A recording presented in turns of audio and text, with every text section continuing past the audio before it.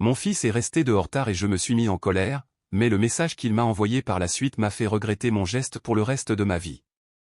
L'eau jaillissait bruyamment dans l'évier, la vaisselle graisseuse s'entrechoquait tandis que Julia, 39 ans, les yeux cernés et les mains tremblantes, tentait de calmer la douleur à l'épaule gauche.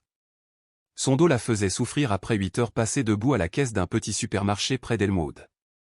La lumière blanche et crue de la lampe de la cuisine éclairait son visage voilé par la fumée. Sur une petite étagère à proximité, son téléphone vibra. Un nouveau message de Nicolas, 19h12, « Maman, je joue un peu au foot avec James. Je rentre bientôt. On est près du parc. » Julia se figea en plein lavage, de la mousse de savon s'accrochant à son majeur. Elle plissa les yeux vers l'écran, le nez légèrement crochu, la tête penchée, incrédule. « Je joue, murmura-t-elle amèrement. Je suis coincée à la maison à faire la vaisselle comme une folle, et toi, tu joues dehors. » Elle composa le numéro, et le téléphone sonna à peine 3 secondes avant que Nicolas ne réponde. « Salut, maman. »« Rentre tout de suite, » hurla Julia, la voix plus sèche qu'elle ne l'aurait voulu. « Mais maman, je... » Pas d'excuse. Je ne t'ai pas donné naissance pour que tu deviennes un enfant des rues inutiles comme les autres. Tu crois que je me tue au travail pour que tu puisses aller jouer au foot? Reviens tout de suite. Silence. Juste une respiration saccadée et un léger murmure, d'accord. Julia raccrocha sans écouter davantage et posa violemment le téléphone sur la vieille table en bois, manquant de renverser son verre d'eau à moitié vide. Ses lèvres se pincèrent, son menton trembla et ses yeux s'embuèrent de rage. Cette colère n'était pas le fruit d'un acte isolé, mais d'années de frustration accumulées. Son fils, son unique enfant, devenait une véritable honte ambulante. Paresseux, timide, faible, il se recroquevillait toujours comme une petite fille effrayée. 12 ans, et il était toujours incapable de regarder les gens dans les yeux. Il bégayait en parlant. Mon Dieu, pourquoi ai-je donné naissance à quelque chose d'aussi pathétique? Cette pensée résonnait violemment dans l'esprit de Julia comme des tambours de guerre. Elle attrapa un torchon et se frotta les mains comme pour chasser l'odeur nauséabonde de la faiblesse de son fils. Un coup soudain à la porte la fit sursauter. C'était Mélissa, la sympathique voisine rondelette du dessous, les cheveux bouclés en chignon désordonné. « Salut Julia » dit-elle en tenant une petite boîte de biscuits. « J'en ai fait quelques-uns et je voulais les partager. »« Oh, je t'ai entendu crier sur Nicolas. » Julia expira brusquement, luttant pour contenir son irritation. « Ouais, il m'a envoyé un texto pour me dire qu'il jouait au foot avec James. » Mélissa haussa un sourcil, essayant de sourire. « James est mon fils. C'est un garçon adorable. Il aime beaucoup Nicolas. Je trouve ça bien qu'ils jouent ensemble. Ce dont j'ai besoin, rétorqua Julia, c'est qu'il se concentre sur ses études, pas qu'il court dans la rue en s'écorchant les genoux et en déchirant ses vêtements. » Mélissa se tut, son regard s'attardant sur Julia avant d'acquiescer légèrement. « Bon, je vais laisser les biscuits ici. Mange quelque chose pour te donner des forces. Je redescends. » La porte se referma derrière elle. Julia resta debout, indifférente aux biscuits, l'esprit hanté par un petit garçon pâle qui clignait rapidement des yeux et émettait des sons étranges et insignifiants comme lors d'un dîner avec des invités, lorsqu'il avait émis une série de « qui l'avait tellement mortifiée qu'elle avait failli renverser le bol de soupe. Cette nuit-là, elle l'avait traîné dans la salle de bain et avait sifflé entre ses dents serrées, « Si jamais tu fais ça à nouveau devant des gens, je jure que je t'enfermerai dans ta chambre pendant une semaine. » Une brise froide s'infiltra par une fente de la fenêtre. Julia resserra son vieux foulard, ignora le chauffage et jeta un coup d'œil à l'horloge, 19h42. Je lui ai dit de rentrer immédiatement, pensa-t-elle. Ce satané gosse. Elle décrocha le téléphone pour rappeler, mais se retint. Non, qu'il ait peur. Qu'il reste dehors dans le froid et apprenne sa leçon. Elle se dirigea vers le salon, un petit espace empreint d'une odeur de vieille fumée et de bois pourri. Une seule photo était accrochée au mur, elle et Nicolas, tout petit, partageant un rare sourire pour son 3e anniversaire. Julia fronça les sourcils en voyant la photo, l'amertume dans le regard. Son père avait été pareil, plein de promesses en l'air, puis parti. Tous les hommes sont comme ça. 20h03, toujours aucun signe de Nicolas. Julia serra les lèvres, la joue crispée tandis qu'elle scrutait l'extérieur par la fenêtre. Personne. Ce n'est qu'après de 20h30 qu'elle entendit des pas légers dans le couloir. Julia se leva, mais n'ouvrit pas la porte. Elle voulait qu'il entre seul et qu'il se sente coupable. La poignée tourna lentement. La porte grinça et Nicolas entra, les cheveux en bataille, un t-shirt taché de boue, les genoux écorchés, un filet de sang frais sur le tibia. Il regarda sa mère un bref instant, puis baissa la tête. Julia croisa les bras, la voix rauque. « Quelle heure est-il ? 8h30, marmonna-t-il. Tu sais encore l'heure. Je croyais que tu avais oublié ce qu'était une horloge. Regarde ta chemise, elle est sale comme un chiffon. Qu'est-ce que tu faisais ? En luttant ? J'ai trébuché sur le trottoir, dit-il doucement, les yeux baissés. J'ai trébuché, ricana-t-elle. Tu courais probablement comme un fou. Va prendre une douche, puis va réviser. Ne saute pas un seul mot. Il tressaillit mais ne protesta pas, se dirigeant silencieusement vers la salle de bain, laissant ses vieilles baskets couvertes de terre humide près de la porte. Julia ne lui demanda pas s'il était blessé et ne lui offrit aucun réconfort. Elle fixa les chaussures, puis se détourna. Il avait tout cherché. Derrière la porte de la salle de bain, l'eau commença à couler, et Julia faillit entendre un faible sanglot étouffé, mais si elle l'entendait, elle s'entraînait à l'ignorer. La petite maison s'enfonça dans une faible lumière jaune, la lampe de la cuisine restait allumée, mais celle du salon était éteinte.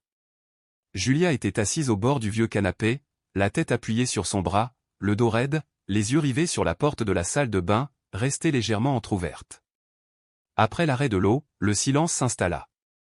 La porte grinça et Nicolas sortit, les cheveux mouillés, en pyjama d'été léger, chaussé de pantoufles en plastique usé. Il ne leva pas la tête et ne dit rien. Julia le regarda, les raflures sur sa jambe étaient propres, mais encore vives, une petite coupure sous son menton la fit froncer les sourcils. Elle ravala l'envie rare de lui demander s'il allait bien, comme si se soucier de lui était une faiblesse qu'elle ne pouvait se permettre. « Va dans ta chambre et étudie, » dit-elle d'une voix dénuée de chaleur. « Oui, madame, » murmura-t-il, et il passa timidement devant elle pour entrer dans la petite chambre au bout du couloir. 5 minutes, 10 minutes. Julia guettait la télévision ou un gribouillage plutôt que le travail, mais n'entendait que le grattement d'un stylo sur le papier et le léger murmure du vent nocturne. Finalement, elle se leva et alla jusqu'à sa porte, ne frappa pas et la poussa doucement. Nicolas se tenait droit, résolvant des problèmes de géométrie, les yeux rivés sur son cahier. Sa présence le fit tressaillir. « J'étudie, » dit-il rapidement. Julia croisa les bras. « Qu'est-ce que tu écris ? » Problème de géométrie. Mademoiselle Elisabeth nous a demandé de refaire la feuille d'exercice sur les aires des polygones. Pouvez-vous le faire ? Je pense que oui. Ne réfléchis pas, fais-le. Continue à rêver et tu finiras par balayer les rues pour gagner ta vie. Nicolas baissa la tête, les doigts crispés sur la couverture du carnet comme s'il cherchait à s'y cacher. Julia regarda autour d'elle dans sa petite chambre vide un bureau, une étagère de travers, un lit étroit au drap bleu délavé puis se retourna et partit sans un mot. Sur le mur, des gribouillis chaotiques et des croquis à moitié terminés s'accumulaient à chaque centimètre carré des images qu'elle lui avait autrefois demandé de détruire, pour qu'il les remonte en douce à la faveur de la nuit. « Pourquoi gardes-tu encore ces bricoles » avait-elle ricané la première fois qu'elle avait vu un dragon qu'il avait dessiné, ses écailles chatoyantes aux couleurs de l'arc-en-ciel. Devant son sourire fier, elle froissa le papier sans hésiter. Sur le moment, comme aujourd'hui, Nicolas ne dit rien. Julia se glissa hors de la pièce, fermant la porte doucement, mais avec une résolution glaciale. Rien de ce qui venait de se passer n'avait d'importance. Un enfant dépasse les bornes et en subit les conséquences, ainsi va le destin. La compassion, croyait-elle, ne faisait qu'engendrer la faiblesse. Dans la cuisine, Mélissa frappa à nouveau. « Julia, je monte un instant, j'espère que ça ne te dérange pas » lança-t-elle à travers la porte. Julia l'ouvrit sans la saluer. « Et maintenant ? » J'ai vu Nicolas fatigué. « Tu es sûr qu'il va bien » demanda Mélissa, l'inquiétude creusant son front. Les yeux de Julia se plissèrent. « Tu as fait tout ce chemin juste pour demander ça. » Eh bien, James a dit qu'il était tombé et avait pleuré un peu après avoir été poussé du coude pendant le match. Il a glissé et a de nouveau fondu en larmes. Les lèvres de Julia s'étirèrent en un sifflement rauque. 12 ans et toujours en train de pleurnicher comme un bébé. Le froncement de sourcils de Mélissa s'adoucit. Ce n'est qu'un enfant. Tout le monde a des moments de faiblesse. Seulement si les adultes le laissent faire, rétorqua Julia. Je ne veux pas qu'il grandisse dans la terreur de tout. Mais peut-être qu'il n'a pas besoin d'une autre réprimande, suggéra doucement Mélissa. Peut-être qu'il a besoin de quelqu'un qui l'écoute. Julia la coupa d'un regard froid et vide. Je n'ai pas besoin de leçons sur la maternité. Mélissa soupira et recula. D'accord. Je me disais juste qu'avec un câlin, il aurait peut-être moins peur. La porte claqua. Julia serra le poing à ses côtés avant de se forcer à se desserrer. De retour dans sa chambre, elle ouvrit le placard et sortit une petite boîte de pilules cachée derrière des pulls. Un tranquillisant blanc glissa dans sa gorge avec une gorgée d'eau. Autour d'elle, le monde se transforma en ombre. Pendant ce temps, dans le petit bureau, Nicolas se plongeait dans ses livres à la lueur jaune d'une lampe de bureau. Ses yeux cerclés de rouge suivaient la même ligne jusqu'à ce que les mots deviennent confus. Il posa son crayon, ses pensées revenant à la cour de récréation. James lui avait seulement donné un léger coup de coude, mais au moment même où son cou se contracta, il vacilla et tomba la tête la première dans la poussière. Sa chemise était maculée de boue, et le rire qui suivit le fit souffrir plus que n'importe quelle égratignure. Un garçon s'exclama, « Voilà encore ce petit pépin. » James l'aida à se relever et murmura, « Ignore-les, ce sont des idiots. » Mais Nicolas n'avait qu'une envie, disparaître. Il avait cru un jour que s'il faisait plus d'efforts, s'il parvenait à faire taire ces étranges bruits bouillonnants, s'il arrêtait de cligner des yeux aussi souvent, sa mère finirait peut-être par l'aimer. Pourtant, plus il s'efforçait de rester immobile, plus les tics surgissaient, tels des envahisseurs indésirables envahissant son corps. Depuis l'autre pièce, la voix de sa mère le transperça comme une lame, il joue toute la journée. Il n'arrive pas à se concentrer à l'école. Je jure que j'ai envie de briser le miroir à chaque fois que je vois ce visage. Nicolas se recroquevilla en boule sous sa couverture, mais même là, ses mots le trouvèrent. Tard dans la nuit, Julia se réveilla assoiffée. En passant devant la porte de son fils, elle remarqua que la lampe était encore allumée. À l'intérieur, Nicolas dormait, affalé sur son bureau, les pages tachées de larmes et un crayon cassé à la main. Julia resta un long moment sur le seuil, impassible, avant de se détourner sans un mot. « Ce gamin est complètement incontrôlable », murmura-t-elle en se retirant dans sa chambre tandis que le vent hurlait par les fentes des fenêtres. Plus personne ne parla cette nuit-là. Dans le salon, la télévision vacillante projetait des ombres fugaces sur le visage de Julia, qui fixait d'un regard vide les images d'un incendie d'usine au loin. Mais son esprit se remémora 6 ans plus tôt, lorsque les tressaillements subtils commencèrent, un mouvement de cou comme une piqûre invisible, puis des clignements d'yeux, des cliquetis, des sons gutturaux surgis de nulle part. À l'école, sa professeure principale, Madame Walker, lui avait suggéré de consulter un médecin. À contre-cœur, Julia avait accepté. Le docteur Daniel Scott, un neurologue à la voix douce, avait diagnostiqué chez Nicolas une forme légère du syndrome de Gilles de la Tourette. Il avait averti que la honte et le stress pouvaient aggraver les tics et avait préconisé l'acceptation plutôt que la dissimulation. Le visage de Julia s'était durci. « Ne prononce jamais ce mot en public », avait-elle insisté en emmenant son fils hors de la clinique. Personne d'autre n'a besoin de le savoir. Ainsi commença la campagne de Julia. Chaque soir, Nicolas s'asseyait devant un miroir pendant qu'elle le chronométrait sans cligner des yeux, sans secouer la tête pendant 30 secondes incessantes. Ses yeux étaient humides, sa nuque lui faisait mal, mais le moindre mouvement lui valait la fureur. « Pas d'excuses, aboyait-elle. Maîtrise-toi si tu veux être respecté. » Un seul tic en public suscitait des murmures cinglants et des regards critiques.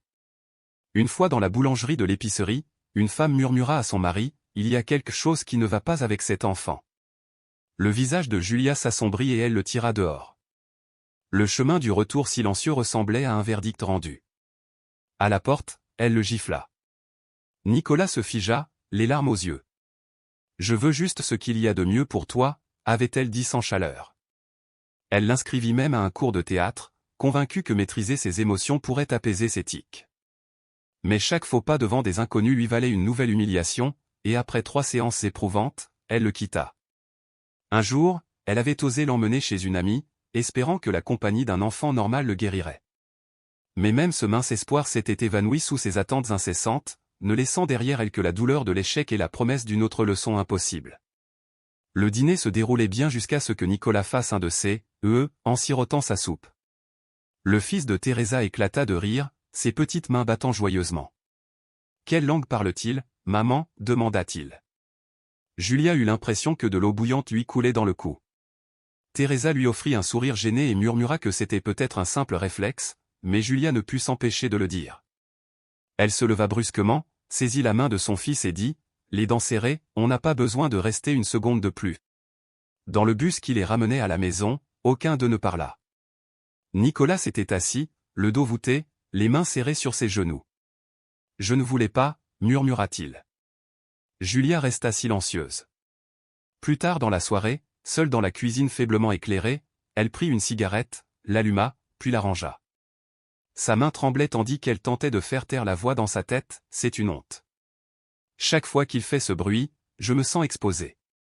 Elle se souvenait comment, petit, il fredonnait pour lui-même une mélodie rauque mais pourtant unique.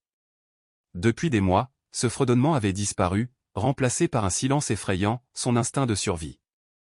Julia ouvrit le tiroir, en sortit une vieille fiche de suivi pour le docteur Scott, datée de plus d'1 an, froissée et dont un coin était grignoté par la souris. Elle fixa la signature du médecin, puis froissa la fiche dans son poing et la jeta à la poubelle. Peut-être que c'est arrivé parce que je n'ai pas été assez stricte, murmura-t-elle pour justifier sa dureté. Les enfants élevés dans la douceur finissent toujours par être pourris. Cette nuit-là, son sommeil fut agité. Elle rêva d'un petit garçon, seul dans une cour d'école, les mains liées, la bouche ouverte mais muet. Tout autour, des visages familiers aux Madame Walker, Teresa, Karen secouaient la tête. Le « résonna, aigu et strident, comme du métal raclant du verre. Julia se réveilla en sueur à 3h47 précises. Dans le couloir, elle entendit Nicolas marcher sur la pointe des pieds jusqu'à la salle de bain, puis retourner discrètement dans sa chambre. Il ignorait qu'elle l'observait depuis l'ombre, non par inquiétude, mais par un malaise vague et inexprimable. Le lendemain soir, Julia se tenait devant la planche à repasser dans la chambre de Nicolas. « Demain soir, tu dois t'habiller correctement. »« Tu m'entends » dit-elle les dents serrées, lissant la petite chemise blanche. Pas de hochement de tête, pas de clignement excessif des yeux, et absolument aucun bruit. « Compris. » Nicolas apparut dans l'embrasure de la porte, les doigts agrippés au chambranle. « Oui, dit-il distinctement. Oui, je t'ai entendu, maman. Ce n'est pas une fête avec tes petits amis, c'est l'anniversaire de James, le fils de mon patron. Un truc bizarre et je perds mon travail. Tu comprends ? » Sa voix tremblait, les yeux déjà rouges. J'essaierai. Promis, murmura-t-il. Julia marqua une pause, fixant le garçon maigrelet devant elle. Non, dit-elle enfin. Tu n'as pas le droit d'essayer. Tu dois le faire. Tu dois être normal. J'en ai assez de ta maladie. Nicolas hocha la tête, l'ordre de sa mère résonnant dans son esprit, normal, normal. Comme si plus rien d'autre n'avait d'importance en ce monde. Le lendemain soir, ils arrivèrent à la maison de James, dans le quartier de Pinrest, un endroit dont les gens comme eux ne pouvaient que rêver. À la grille, un garde en costume les observa comme s'ils étaient des intrus. La fête des enfants a lieu dans le jardin, dit-il sans sourire. Madame Amanda, vêtue de rouge et coiffée d'un chignon haut, les accueillit sur la pelouse. Julia, dit-elle avec une étrange chaleur. Et voici Nicolas. Oui, madame, répondit Julia. Il est très sage et ravi d'être ici aujourd'hui. Le regard de madame Amanda parcourut le garçon d'un air calculateur. Nicolas pinça les lèvres et joignit les mains, les yeux fixés sur le carrelage. Dis bonjour à madame Amanda, incita Julia en lui donnant un coup de coude. Nicolas tressaillit, leva les yeux et réussit à dire « Bonjour, madame », sa voix s'interrompit maladroitement avec ce tic-tac familier. Madame Amanda fronça les sourcils. « Bonjour, ma chérie », balbutia-t-elle. Puis une fille blonde dans la foule cria « Maman, pourquoi ce garçon fait-il des bruits bizarres ?» Julia força un rire. « Il est probablement juste nerveux. »« Tu sais comment sont les enfants » dit-elle. Madame Amanda ne dit rien, elle appela une femme de ménage. Emmène Nicolas à l'arrière avec James et les autres enfants, mais surveille-le. Nicolas suivait, tandis que Julia s'attardait près de la table de restauration raffinée, essayant de se fondre dans la scène. Mais à peine 30 minutes plus tard, son téléphone sonna, affichant un numéro inconnu. Elle répondit « Bonjour, Madame Julia. Ici Evelyne, la puéricultrice. Je suis désolée, mais Madame Amanda m'a demandé de vous accompagner chez Nicolas. » Julia se figea. Pourquoi ? Il a émis des sons inhabituels, expliqua Evelyne. Certains parents étaient inquiets. Madame Amanda ne veut pas que quoi que ce soit vienne perturber la soirée. Un long silence suivit. Puis la voix de Julia se brisa, je viens le chercher. Devant la grille latérale, Nicolas attendait, serrant sa veste. Il ne la regarda pas, ne pleura pas, il murmura simplement, rentrons, maman. Julia lui prit la main doucement cette fois et ils quittèrent le manoir sans un mot. Sur le chemin du retour, le vent jouait avec ses cheveux fins. Au bout d'un moment, Nicolas murmura, j'ai vraiment essayé, maman. Vraiment. Julia resta silencieuse. De retour à leur petite maison d'Elmwood, elle posa son sac sur le canapé et ouvrit la porte. Douche, puis révision, dit-elle d'un ton neutre. Nicolas ne répondit rien et se dirigea vers la salle de bain. Julia s'affala sur une chaise, les doigts pressés contre son front, tandis que le regard critique de Madame Amanda se rejouait dans sa tête, accompagné des murmures d'autres mères, qu'est-ce qui ne va pas chez lui? Il est plutôt effrayant, non? Je ne laisserai pas mon enfant s'approcher trop près. Chaque mot lui faisait mal au cœur. Ce gamin n'est pas normal. On frappa soudain à la porte. Julia, tout va bien, demanda James. Nicolas est parti plus tôt que prévu. Ce n'est rien, rétorqua-t-elle. Quelqu'un ne voulait pas de lui ici. Pourquoi? Insista James. Ils ont probablement pensé qu'il était bizarre à cause de son état. C'est juste un enfant, chaque enfant est différent. Julia frappa la table du poing. Pas différent, ce n'est pas le mot qu'ils utilisent. Ils pensent qu'il est contagieux. Ils ont dit qu'il devrait être dans une école spécialisée. Mélissa, qui était restée en arrière, garda le silence un instant avant de parler doucement, mais Julia, ce n'est pas sa faute. Julia se détourna, les yeux brillants. Sa faute, c'est d'être née comme ça. Mélissa secoua la tête et partit sans un mot. Cette nuit-là, Nicolas était assis sur son lit et griffonnait dans un vieux carnet. Il écrivit, « Maman, je ne sais plus quoi faire. Je veux que tu m'aimes comme les mères des autres enfants. » Puis il griffonna si violemment que la page se déchira, se froissa et la cacha sous son oreiller en pleurant doucement. Depuis le couloir, Julia jeta un coup d'œil par la porte entr'ouverte. Elle l'observa un instant, puis la referma sans entrer, sans un mot. Le lendemain soir, dans la petite maison d'Elmwood Street, personne ne parlait. Julia était assise à la table, les yeux rivés sur une assiette de riz blanc froid. Nicolas restait silencieux dans sa chambre. Un bocal rempli de quelque chose les séparait, telle une barrière. « Mange quelque chose, dit Julia d'un ton sec. « Je n'ai pas faim, répondit-il. « Tu n'as pas faim. » Julia repoussa sa chaise et se dirigea vers sa porte. « Tu rentres de l'école et tu ne manges pas. Tu rentres d'une fête et tu ne manges pas.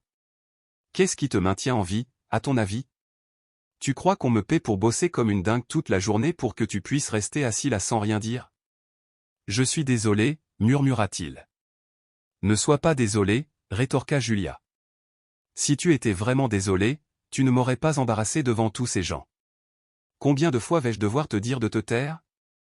Si tu n'y arrives pas, alors ne pars pas. Derrière la porte, une respiration lourde retentit, puis le léger bruissement d'un stylo sur le papier. Julia s'en fichait. Elle retourna dans sa chambre, éteignit brusquement la lumière et expira comme si elle venait d'être humiliée. Elle s'effondra sur le lit, épuisée. L'oreiller pressé contre sa joue était glacé, la couverture ne lui offrait aucune chaleur, et son cœur était également gelé. Une heure plus tard, Julia était allongée sur le dos, un bras sur le front. Ses yeux étaient fermés, mais le sommeil la fuyait. Puis son téléphone vibra. Un message de Nicolas, il n'était qu'à un mur de distance, mais on avait l'impression qu'il y avait des kilomètres. J'ai vraiment essayé, maman. Julia déverrouilla son téléphone. Ses doigts tremblaient en lisant la ligne suivante. Tout le monde dit que je suis un monstre. Je sais que vous le pensez aussi. Si je n'étais pas ton fils, tu serais peut-être plus heureux. Elle laissa le téléphone lui échapper des mains et atterrir sur les draps froissés. Son cœur battait si fort qu'elle était sûre que les murs l'entendraient. Pas de bourdonnement de télévision, pas de vent agitant les rideaux, seulement un silence si épais qu'elle avait l'impression que le sol s'était ouvert sous elle. Le regard de Julia se porta sur la porte fermée de la chambre de son fils, puis revint au téléphone. Elle rouvrit le message et relut chaque mot, comme si elle cherchait un sens caché. J'ai vraiment essayé, maman? Elle murmura ces mots pour elle-même, goûtant leur amertume. Je n'ai pas dit ça, murmura-t-elle. Je ne l'ai pas traité de monstre. Je voulais juste qu'il soit normal. Quelle mère ne souhaite pas que son enfant mène une vie paisible? Se levant, elle fit un pas, puis un autre, jusqu'à se retrouver devant la porte de Nicolas. Sa main hésitait, prête à frapper, mais elle recula et trembla. Non, il a besoin de son silence. Elle n'en croyait pas ses yeux. De retour au lit, elle resta allongée, les yeux écarquillés, hantée par l'écran lumineux qui refusait de s'éteindre. Le lendemain matin, Julia accomplissait son rituel matinal avec une telle aisance qu'elle était somnambule. Elle fit des œufs au plat, du pain grillé, se versa un verre de lait chaud et disposa le tout soigneusement sur la table de la cuisine. Des cernes encadraient ses yeux fatigués, sa peau était pâle et tiraillée. Elle frappa doucement à la porte de Nicolas. « Nicolas, le petit déjeuner est prêt. » Pas de réponse. Elle frappa de nouveau. « Tu m'as entendu ? » Toujours rien. Julia poussa doucement la porte. Son fils était allongé à plat ventre, face au mur, la couverture remontée jusqu'au menton. La pièce était sombre et silencieuse, chargée de l'odeur de moisi d'une nuit blanche. « Lève-toi, tu seras en retard à l'école, » l'exhorta-t-elle en se perchant au bord de son lit. Il remua mais ne dit rien. « Écoute-moi, à propos d'hier. Je sais que j'ai été trop dur. » Il se retourna, les yeux cernés mais secs. « Ça va, maman. J'y suis habitué. » Sa gorge se serra. « Tu sais pourquoi je fais ça? Je veux juste ton bien. » Il ne hocha pas la tête, il murmura simplement, « Je sais. » Cet après-midi-là, cachée dans les toilettes obscures du supermarché où elle travaillait, Julia fixa les mots de son fils sur son téléphone. Relis-les. Monstre. Ses jambes cédèrent sous elle, elle s'affaissa contre le mur car l'effroi. Pour la première fois depuis des années, elle eut l'impression que ses entrailles s'effondraient, comme un toit moisi s'effondrant sous une pluie incessante. À la fin de son service, ce soir-là, elle s'arrêta dans un magasin de fournitures de bureau et acheta du papier à lettres et un stylo plume, de quoi s'occuper de ses pensées et combler la distance grandissante entre elle et son fils. Elle rôdait dans l'allée, jetant des coups d'œil furtifs à chaque visage, comme si acheter du papier était un aveu de honte. De retour chez elle, elle s'enferma dans sa chambre et posa le papier et le stylo devant elle. Mais l'encre resta sèche, son esprit s'emballa, chaque phrase qu'elle avait dite à Nicolas résonnant comme un jury la condamnant. « Je ne veux pas que les gens te prennent pour une folle. Je n'ai pas de fils faible. Je n'ai pas besoin d'un enfant désobéissant. » Elle prit le stylo, puis le reposa. Finalement, elle abandonna et traversa le couloir à grands pas jusqu'à la porte de Nicolas. À l'intérieur, il était assis, penché sur son bureau, écrivant dans un petit journal. « Que fais-tu ? » demanda-t-elle. « J'écris dans mon journal, » répondit-il doucement. « Tu fais ça souvent. » Parfois, je ne sais pas à qui d'autre parler. Elle resta silencieuse à l'observer, ce garçon maigre et timide luttant pour survivre dans un monde fait pour tout le monde sauf lui. « Me détestes-tu » murmura-t-elle. Il leva les yeux rouges, et secoua la tête. « Je ne te déteste pas. Je suis juste triste. » Sur ce, elle se retourna et partit, le poids de ses échecs pesant sur sa poitrine. Cette nuit-là, le sommeil la quitta à nouveau. Elle fixa le message pour la 10e fois, puis tapota doucement sa peau du doigt. « Demain, j'écrirai » se promit-elle. Le lundi matin, Julia retourna à l'ancienne clinique du docteur Scott. Une bruine brumeuse recouvrait le monde extérieur, l'air sentait la terre humide et l'antiseptique. Elle s'attarda devant la porte vitrée, se préparant. À l'intérieur, rien n'avait changé en 3 ans, le fauteuil en cuir usé, le bureau en acajou, le vase poussiéreux de fleurs artificielles. « Bonjour, comment puis-je vous aider ?» salue une jeune infirmière, Clara. « Je m'appelle Julia Carter. Mon fils, Nicolas, j'ai besoin de voir le docteur Scott. C'est urgent. » 10 minutes plus tard, la porte s'ouvrit. Le docteur Scott se tenait devant elle, grand et chauve, des lunettes rondes sur le nez. « Julia Carter, » dit-il sans sourire. « Je me souviens de vous. » Assise en face de lui, Julia lui avoua, « Je ne suis pas là pour des médicaments. Je suis venue demander où j'ai fait une erreur. » Elle lui parla des secousses cervicales et des bruits étranges de Nicolas, du message qui l'avait profondément blessé. Elle admit l'avoir giflé à l'épicerie, lui avoir interdit ses tics, espérant que la rigueur le guérirait. Le docteur Scott la regarda droit dans les yeux. Le syndrome de Gilles de la Tourette n'est pas un comportement répréhensible. C'est un réflexe du système nerveux. Votre fils n'a pas besoin d'être soigné, il a besoin d'être accepté. Quand le monde lui tourne le dos, il a besoin d'un endroit où il peut être lui-même. Sa voix se brisa. Je ne lui ai jamais dit que j'étais fier de lui. Je ne l'ai jamais soutenu dans ses pires moments. J'ai peur de ce que les gens vont penser. Vous lui transmettez cette peur, dit doucement le médecin. Il réagit davantage sous l'effet du stress, car il ressent votre honte. Les larmes lui montèrent aux yeux. Ne le laissez pas se coucher chaque soir en se demandant pourquoi sa mère ne peut pas l'aimer tel qu'il est, insista le docteur Scott. En rentrant chez elle, Julia pensait à chaque mot qu'il avait prononcé. En ouvrant la porte d'entrée, elle vit les petites chaussures de Nicolas soigneusement posées sur le tapis. Elle s'affala par terre, voyant enfin son fils non plus comme un fardeau, mais comme le mur qui lui barrait le passage.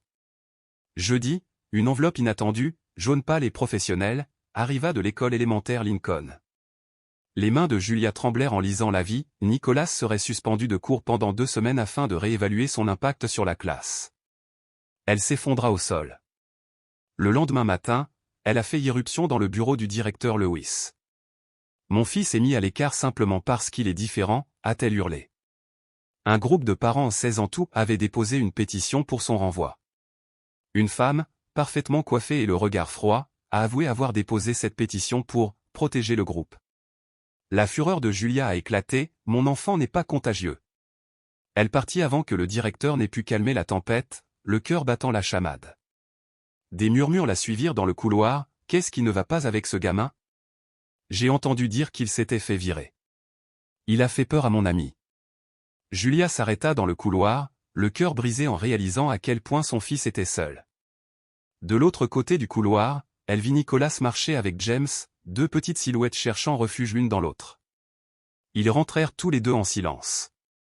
Quand Nicolas aperçut Julia, ses épaules se tendirent et il faillit reculer. « Maman, qu'est-ce que tu fais ici » murmura-t-il d'une voix tremblante. Julia s'arrêta et s'agenouilla près de lui, le serrant doucement dans ses bras. « Rentrons à la maison, dit-elle doucement. Il baissa les yeux sur ses baskets usées. « Mais j'ai encore cours de maths. »« C'est bon, » murmura-t-elle en écartant une mèche de cheveux de son front. « Rentre avec moi. » Pour la première fois depuis des mois, Nicolas ne demanda pas pourquoi. Sur le trajet du retour en bus, Julia serra son sac à dos sur ses genoux, le cœur lourd. Elle regarda par la fenêtre les rues familières défiler à toute vitesse, chaque coin de rue lui rappelant à quel point il s'était éloigné. Le monde extérieur semblait reculer, mais la honte qu'elle portait en elle persistait. « Je suis désolée, » dit-elle d'une voix à peine audible. « Pourquoi faire » demanda Nicolas en la regardant avec des yeux fatigués. « Pour t'avoir laissé être traité comme ça, et ne pas le savoir. » Il esquissa un léger sourire résigné. « J'y suis habitué, » dit-il doucement. Elle observa ses cheveux en bataille, les cernes sous ses yeux. Il n'avait jamais riposté ni élevé la voix. Au contraire, il ravalait chaque douleur, étouffant ses tics jusqu'à en avoir du mal à respirer. Arrivée chez eux, Julia se précipita à l'intérieur, prit son téléphone et appela le docteur Scott. Sa voix tremblait. « Docteur, j'ai besoin d'une ordonnance, pas pour Nicolas, pour moi. » À l'autre bout du fil, après une courte pause, une douce assurance m'est parvenue, je vous enverrai les informations. Merci de votre appel, Julia. Ce soir-là, Julia était assise seule à la table de la cuisine. Devant elle se trouvait le dossier scolaire de Nicolas, la lettre de suspension et un petit carnet abîmé qu'elle avait découvert dans sa chambre. Elle l'ouvrit et lut la première ligne, griffonnée d'une écriture hésitante. Si je ne cochais pas, peut-être que maman serait contente. Sa poitrine se serra. Julia ferma le carnet et s'effondra, laissant jaillir des années de culpabilité, de rage et de désespoir. Plus de fureur, plus de faux-semblants, juste la libération brutale d'une mère qui avait piégé son propre cœur. Le mur de jugement qu'elle avait érigé autour d'eux commença à se fissurer, et le plus terrifiant était de savoir que c'était elle qui l'avait construit. Elle dormit à peine après avoir reçu cette lettre de suspension.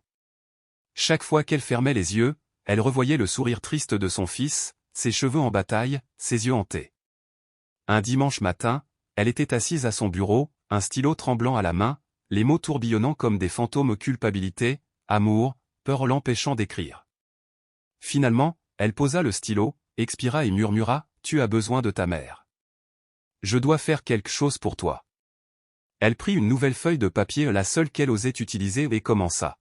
« Mon cher fils, je sais que je t'ai blessé ces derniers jours. J'ai utilisé des mots, des regards et de la colère sans jamais penser à ce que tu ressentais. Je me souviens du soir où tu es rentré seul chez toi, des sanglots étouffés dans la salle de bain tandis que tu essayais de cacher ta douleur. Sais-tu que j'avais tort? J'ai été trop dur, trop égoïste, et je t'ai fait porter tout ça. Mais sais-tu quoi d'autre? Je t'aime plus que tout au monde. » Elle s'arrêta tandis que le soleil du matin filtrait à travers de fins rideaux, illuminant chaque recoin de son cœur. « Je suis désolé de ne pas t'avoir tenu dans mes bras quand tu clignais des yeux ou faisais un bruit incontrôlable. Je ne te laisserai plus affronter ça seule. » Des pas légers résonnèrent derrière elle. Julia se retourna et vit Nicolas sur le seuil, l'espoir brillant dans ses yeux. « Tu m'écrivais une lettre ?» demanda-t-il. Elle hocha la tête, un doux sourire perçant ses larmes. « Oui, je l'ai écrit pour toi. » Il s'avança et posa une petite main sur son épaule. « J'attends ces excuses depuis longtemps. » Julia ne trouvait plus sa voix. Elle le prit dans ses bras et, pour la première fois, il laissa libre cours à ses tics, chaque clignement d'yeux, chaque son n'était plus caché, mais intégré comme une partie intégrante de lui-même. « Maman, murmura-t-il, tu me tiendras la main à chaque tic-tac, à chaque regard des gens, n'est-ce pas? » Elle lui serra la main, la voix chaleureuse. « Oui, mon amour. Je serai toujours avec toi. » Le lendemain matin, Julia glissa la lettre sur le bureau de Nicolas et partit discrètement. Plus tard, elle le trouva endormi, le papier toujours serré contre elle. Lorsqu'il se réveilla et sourit sincèrement pour la première fois depuis des mois, Julia courut vers lui et le serra dans ses bras. « Je suis fière de toi, Nicolas, dit-elle, les larmes aux yeux. » La vie serait toujours difficile, mais désormais, ils l'affrontaient ensemble. Leur conversation silencieuse, pleine de compréhension, s'enrichissait de jour en jour. Un après-midi, Julia l'appela à ses côtés. « Tu as quelque chose à me dire? » Nicolas hésita, puis parla doucement. « Je veux que tu saches que je ne suis pas que des tics, je suis moi, avec tout ce que ça implique. » Julia hocha la tête d'une voix assurée. « Je sais, et je te soutiendrai toujours. » Il sourit, les yeux brillants. « Je veux essayer le beatbox. Je l'ai appris de James. Ça m'aide à contrôler mes tics. » Son cœur s'emballa. « C'est merveilleux. J'ai hâte de te voir sur scène. » Jour après jour, Nicolas s'entraînait dans leur salon, Julia l'encourageant. Bientôt, dans le parc du quartier, James et lui organisèrent de petites répétitions pour leurs amis, gagnant ainsi en confiance. D'autres parents remarquèrent le changement, le garçon autrefois réservé devenait un artiste confiant. 3 mois plus tard, l'école Lincoln célébrait la journée de la confiance. L'auditorium scintillait sous les lumières de la scène tandis que Nicolas s'avançait, le cœur battant. La sueur perlait sur son front, mais il tenait bon. Il commença à faire du beatbox, mêlant ses tics à une symphonie rythmique unique. Au début, la foule resta silencieuse, puis les applaudissements retentirent dans la salle. Julia regardait d'en bas, les larmes aux yeux. Lorsqu'il eut terminé, elle courut sur scène, le serrant fièrement dans ses bras. « C'est mon fils, dit-elle au public. Et je suis si fière de lui. » Dans la foule, Madame Amanda baissa la tête en silence, confrontée au courage qu'elle avait autrefois rejeté. Mère et fils quittèrent la scène main dans la main, libres et sans défense. Julia baissa les yeux vers Nicolas, les yeux pétillants de triomphe. « Tu as réussi, » murmura-t-elle, « et je serai toujours à tes côtés. » De retour en classe, l'atmosphère changea. Les murmures de doute se transformèrent en murmures de respect tandis que les camarades reconnaissaient la force de Nicolas. « Je ne pensais pas qu'il pouvait faire ça, » dit Madame Paula à un collègue, la voix pleine d'émerveillement. Julia entendit et sourit en serrant la main de son fils. « Tu as été formidable, mon fils. »« Merci, maman, » répondit-il, calmement mais avec confiance. Peu de temps après, Madame Amanda a demandé à rencontrer le directeur et Julia. « J'aimerais parler franchement, » a-t-elle dit d'une voix sèche. Julia soutint son regard calmement. « Moi aussi. J'ai vu mon fils sur scène et je suis fière de lui. » Madame Amanda fronça les sourcils. « Les sons de votre fils, ils ne sont pas adaptés à une école sérieuse. » Le ton de Julia était doux mais ferme. Nicolas est lui-même, et il n'y a rien de mal à cela. Chaque enfant mérite le respect. Pendant ce temps, Nicolas continuait de répéter avec James et leurs amis, transformant la cour de l'école en salle de spectacle.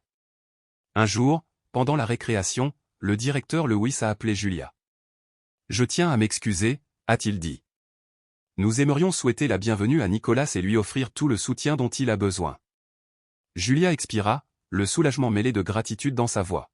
« Merci pour cette opportunité. » Les tics de Nicolas ont intégré ses performances de beatbox, adoptées par ses camarades qui ont su voir au-delà de la différence son talent. Un jour, Madame Paula a dit à Julia, « Il a inspiré tant d'entre nous, il a montré que la différence est une force. » Les yeux de Julia s'embuèrent. « Mon fils m'a guéri aussi. » Grâce à ses séances de thérapie, elle a appris à écouter Nicolas et son propre cœur. « Je pensais que la rigueur était la seule solution », a-t-elle confié à son thérapeute. « Mais maintenant, je sais que l'amour est la plus grande des forces. » Par une chaude soirée, Julia et Nicolas étaient assis près de la fenêtre, contemplant un ciel parsemé d'étoiles. « Maman, dit-il doucement, je n'ai plus peur. »« Je sais que tu seras toujours là, » répondit-elle en l'attirant contre elle. « Je n'ai pas peur non plus. Nous affronterons tout ensemble. » La vie s'adoucit. Les défis continuaient, mais l'amour et l'acceptation guidaient désormais leur journée. Lors d'une petite célébration du succès de Nicolas, amis et voisins se réunirent, dont Melissa et James. La joie régnait dans la pièce tandis qu'ils contribuaient à écrire une nouvelle histoire, sans plus de barrières, sans plus de jugement. Dans un coin tranquille, Madame Amanda observait, le regret adoucissant son expression alors qu'elle attendait le pardon. Le parcours de Julia et Nicolas nous rappelle que l'amour inconditionnel et l'empathie guérissent les blessures les plus profondes. Les préjugés ne font qu'aggraver la souffrance, mais l'acceptation et la compagnie révèlent la valeur et la force de chacun. Chaque enfant mérite le respect, chaque famille la chance de grandir dans l'amour.